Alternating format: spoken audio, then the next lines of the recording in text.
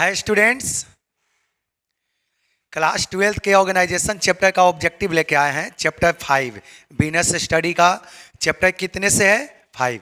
ये सारे ऑब्जेक्टिव आपको एग्जाम के लिए बहुत इंपॉर्टेंट होने वाला है। यही ऑब्जेक्टिव आपको क्या करेगा, 50 में 50 लाने में हेल्प करेगा। यदि बिजनेस स्टडी हो, अकाउंट हो, इकोनॉमिक्स हो, यदि आपको परसेंटेज उठाना है तो ऑब्जेक्टिव आपको हाथ में मुट्ठी में रखना होगा। यदि ऑब्जेक्टिव आपका मुट्ठी में नहीं है तो कहीं ना कहीं आपको मुसीबत खड़ा होना ही पड़ेगा। ठीक ना। चलिए तो आते हैं, आपका प्लान ऑर्गेनाइजिंग चैप्टर का है, ऑब्जेक्टिव है। 100% आप लोग वीडियो देखने के बाद कॉपी में नोट कर लिया करो। ठीक, चलते हैं, आते हैं सीधे टॉपिक पर। देखिएगा फर्स्ट क्वेश्चन क्या है, there is no discipline in organisation. बताइए किस ऑर्गेनाइजेशन में डिसिप्लिन नहीं होता है। देखिएगा first formal, divisional, functional, informal. देखिए इनफॉर्मल में कोई डिसिप्लिन नहीं होता। देखो हम दो टाइप का ऑर्गेनाइजेशन बताए होंगे, फॉर्मल, इनफॉर्मल। इनफॉर्मल हम बताए होंगे कि आपस में भाईचारा के काम डेवलप होता है। एक लोकेलिटी के आदमी एक जगह काम यदि करता है ना तो उस सब के बीच रिलेशन बन जाता है, जिसके वजह से इनफॉर्मल ऑर्गेनाइजेशन डेवलप होता है। ठीक ना।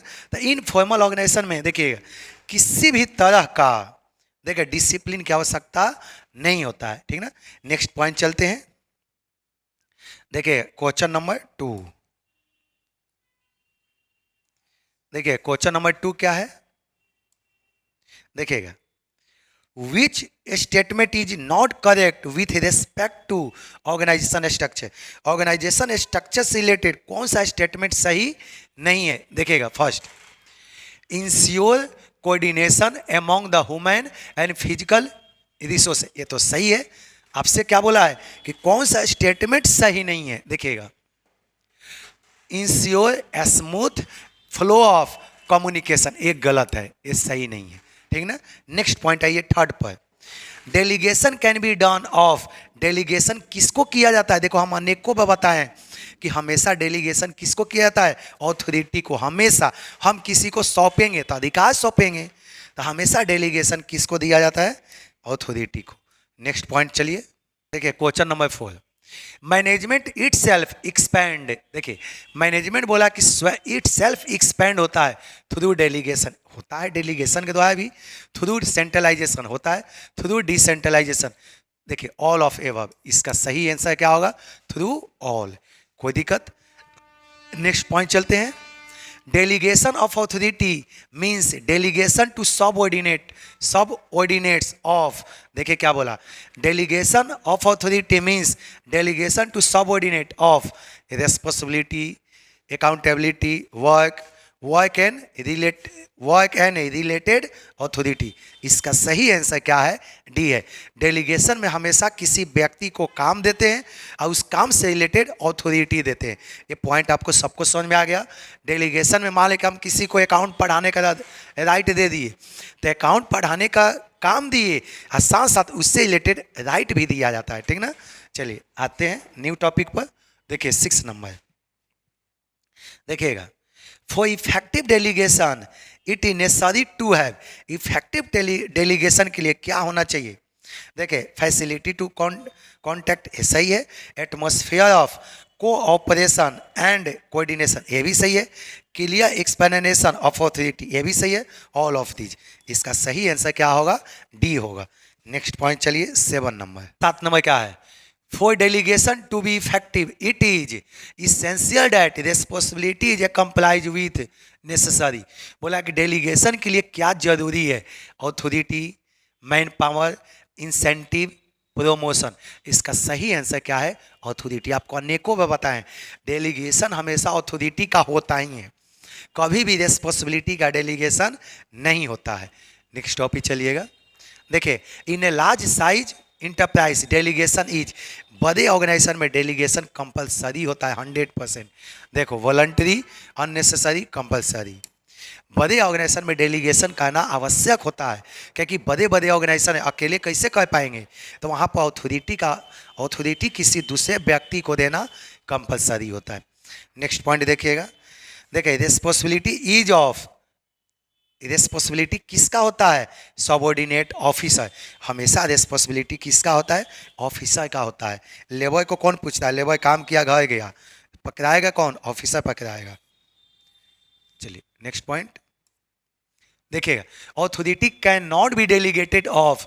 ऑथोरिटी किसको नहीं दे सकते हैं? देखिए, अधिकार का भरापन नहीं किया जा सकता है। किस कौन सा राइट को हम लोग किसी दूसरे व्यक्ति को नहीं दे सकते? देखिए, रूटीन वर्क ये दे सकते। सीक्रेट वर्क, देखिए सीक्रेट वर्क कभी भी किसी व्यक्ति को नहीं दिया जाता।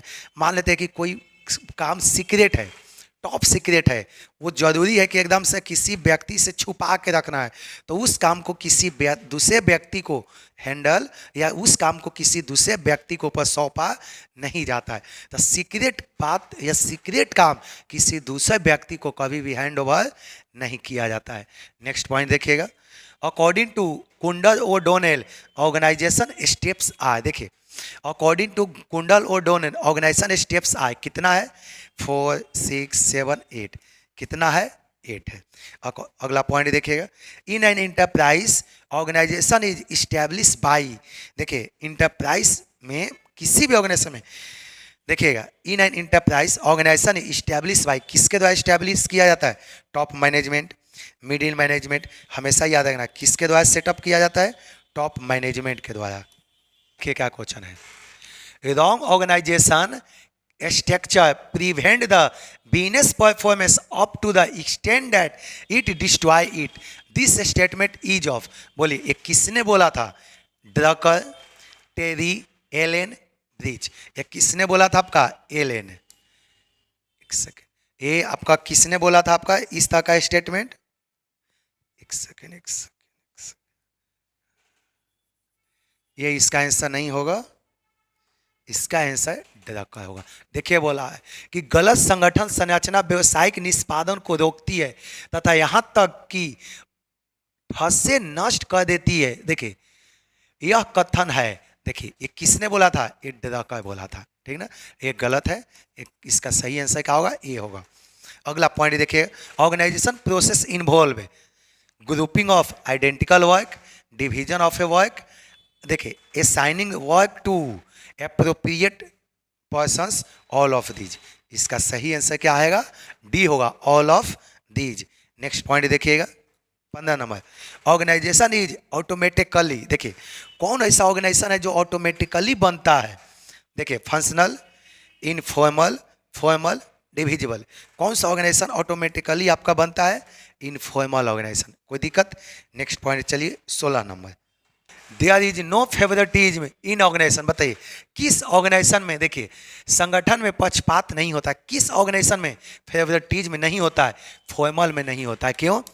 फॉर्मल में एम्प्लॉय का अपॉइंटमेंट हमेशा मेरिट के आधार पर होता है, टैलेंट के आधार पर होता है, आपको क्षमता होगा तब होगा, इसमें फेवरेटिज्म नहीं होता है। अगला पॉइंट चलिए 17 number, depend on sweet will of employ. देखिएगा कर्मचारियों के स्वेच्छा पर निर्भर करता है। Formal organisation, functional organisation, informal. Informal organisation वैसा ही होता ही है, एम्प्लॉय का मन होगा तो इस ऑर्गेनाइजेशन में जाएगा, एम्प्लॉय को मन होगा तो इस ऑर्गेनाइजेशन में शामिल होगा, नहीं तो नहीं होगा। तो एम्प्लॉय के किसके ऊपर? इच्छा पर निर्भर होता है, उसके स्वीट के आधार पर डिपेंड करता है। अगला पॉइंट देखिए 18 number, in case of informal organisation authority are. देखिए बोला कि इनफॉर्मल ऑर्गेनाइजेशन में ऑथोरिटी को क्या किया जाता है? Decentralise, centralise, equally distributed. इसका सही आंसर नॉन ऑफ दीज होगा। क्यों? देखो इनफॉर्मल ऑर्गेनाइजेशन में किसी को कुछ बोला ही नहीं जाता, जिसको जो मन करे करो। समझा गया? मान ली कि घर में 10 आदमी बैठा हुआ है, अपने सब परिवार है, तो किसी को बात पर रुकावट रहता है क्या? ये बोलेगा वो बोलेगा, जिसको जो मन करता है वो बोल देता है। आप घर में 5 आदमी हैं, आप भाई हो, बहन हो, मम्मी पापा सब है, तो किसी को कोई पूछ के बोलता है नहीं ना, जो मन में आए वो बोल देता है। तो इनफॉर्मल ऑर्गेनाइजेशन में देखिए अथॉरिटी कुछ भी हो सकता है, उसमें कोई रिस्ट्रिक्शन नहीं होता है। Comprise lower level in hierarchy of organization. बताइए इसमें से लोअर लेवल कौन है? आप चुनिए। वाइस प्रेसिडेंट नहीं, प्रोडक्शन मैनेजर नहीं, चीफ ऑपरेटिंग ऑफिसर नहीं। देखिए फोरमैन एंड सुपरवाइजर, ये लोअर लेवल में आता है। ये कौन आता है?